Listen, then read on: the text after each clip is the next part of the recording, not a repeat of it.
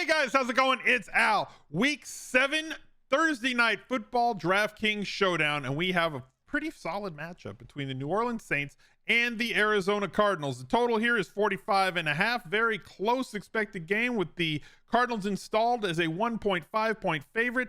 They get DeAndre Hopkins back, but unfortunately, they've lost Hollywood Brown. So it's going to be an interesting situation this Thursday night. Let me see if I can break it down for you guys as best as I possibly can. Let's go. He's a legend.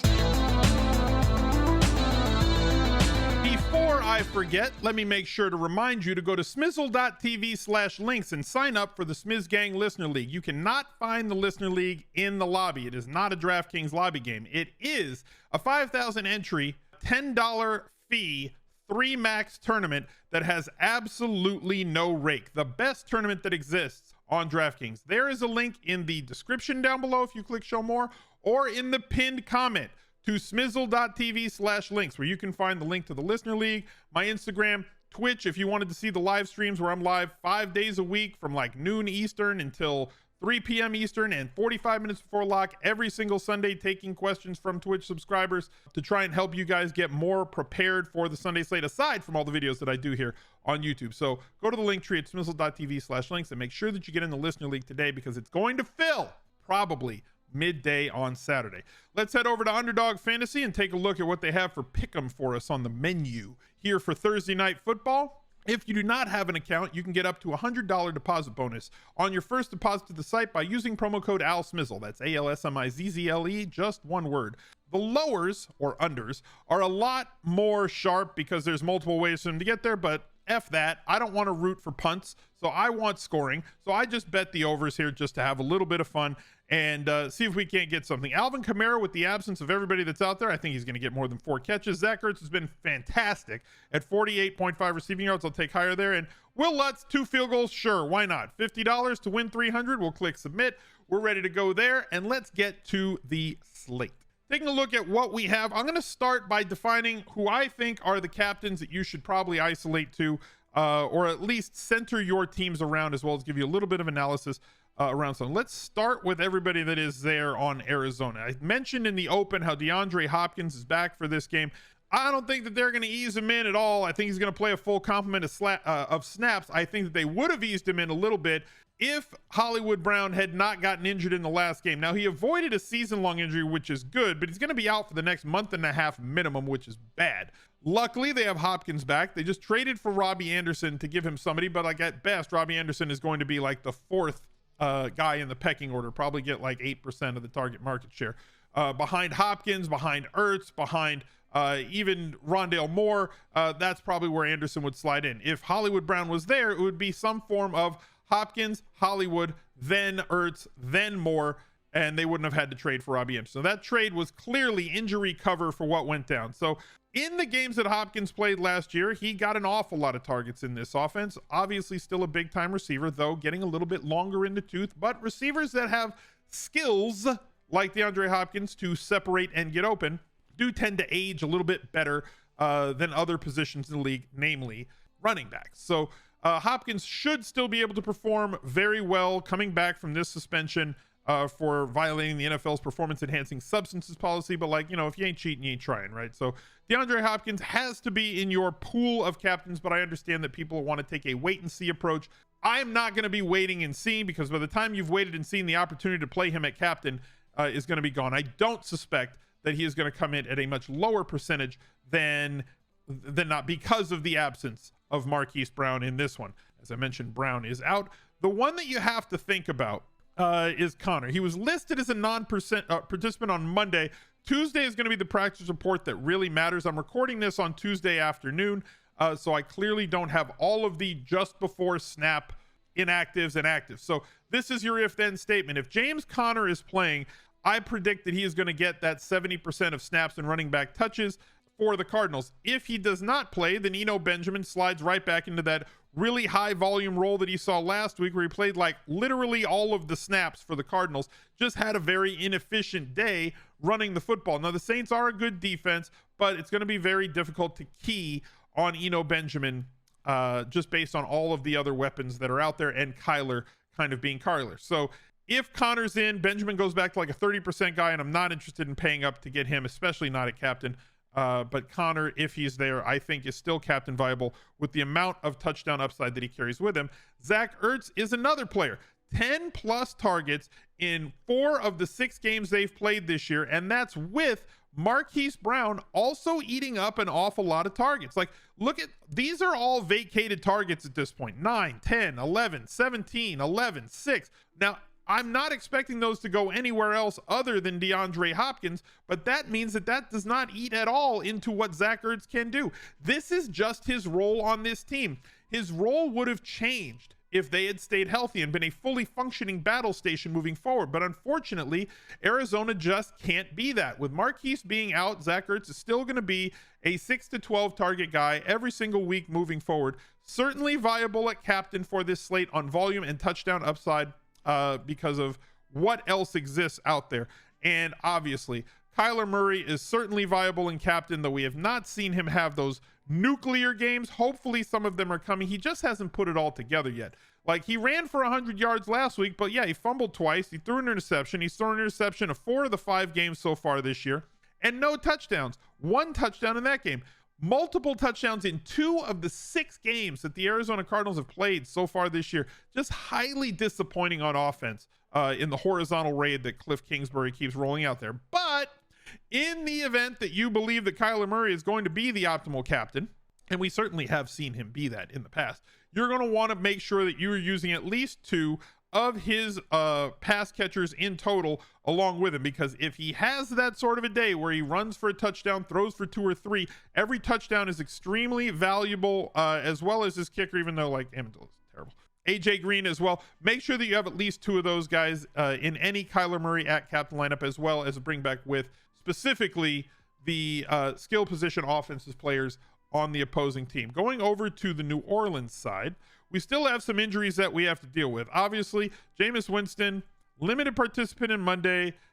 I'm assuming he does not play, right? I'm assuming that the assumption right now throughout the fantasy football space is that Andy Dalton is going to start just another game, which is meh.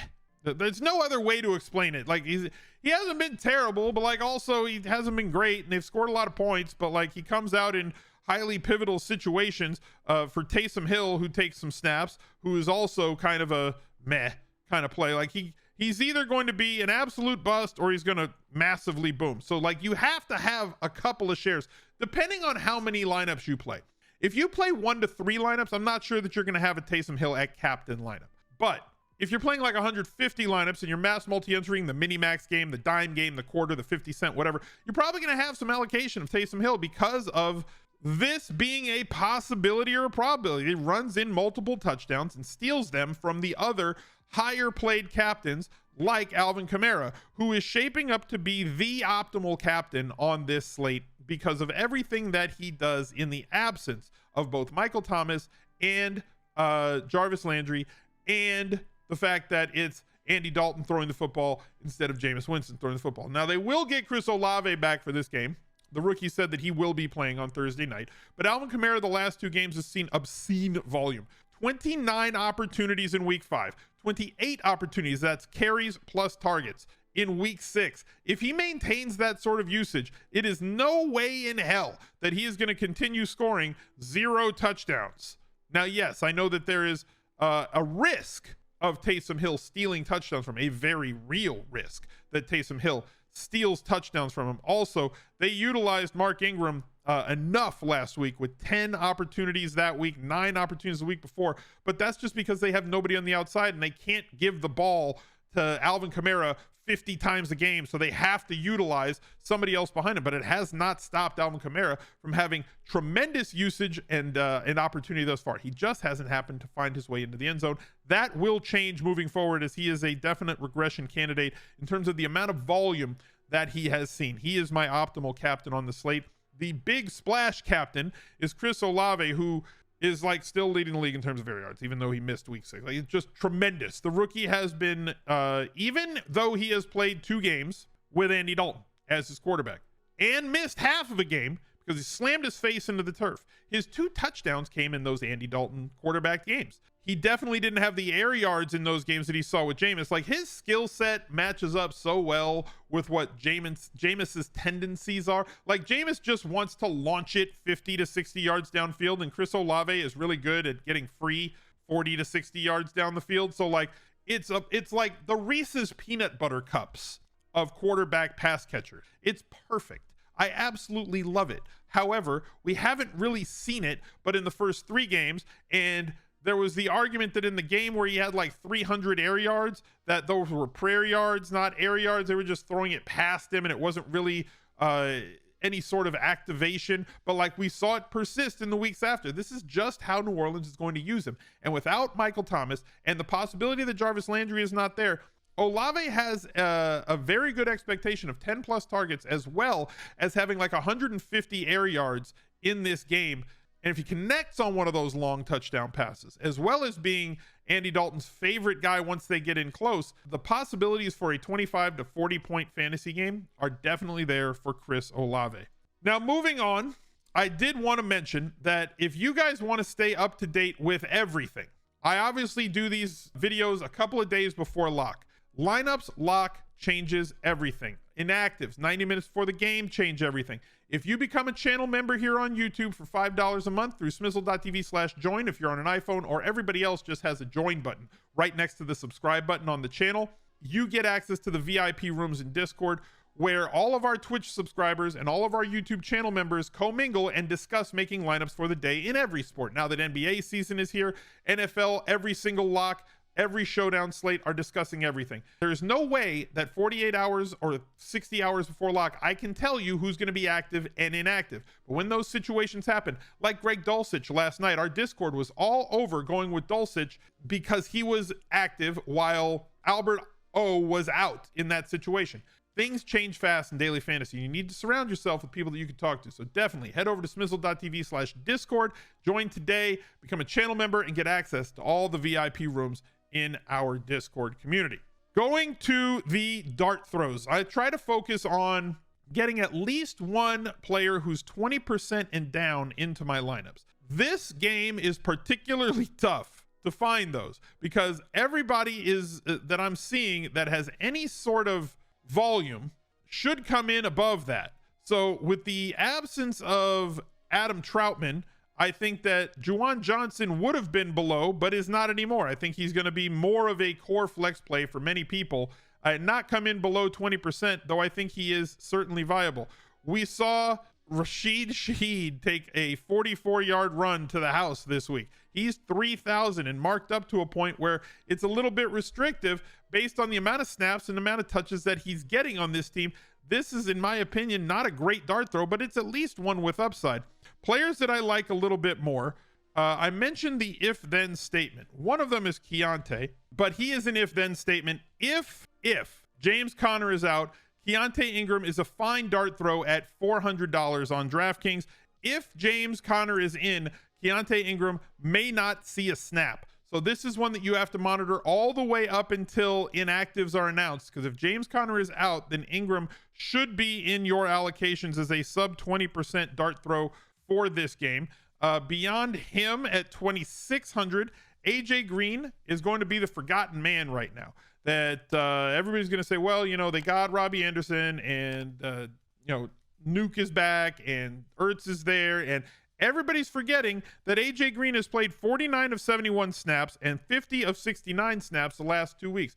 It's not about how old he is. It's not like, obviously the big playability is not there anymore. He has a long of a 10-yard catch so far this season. But I don't think Robbie Anderson's going to play a full complement of snaps, which means AJ Green could see 50% of the snaps this week. If he happens to fall into the end zone over the front of his walker, we have ourselves a perfect sub 20% play with 10-point upside on the day. Every single point matters when it comes to Showdown. And beyond that, there's one more as of right now, and that would be, to me, Nick Vannett, because at 200, you don't need much.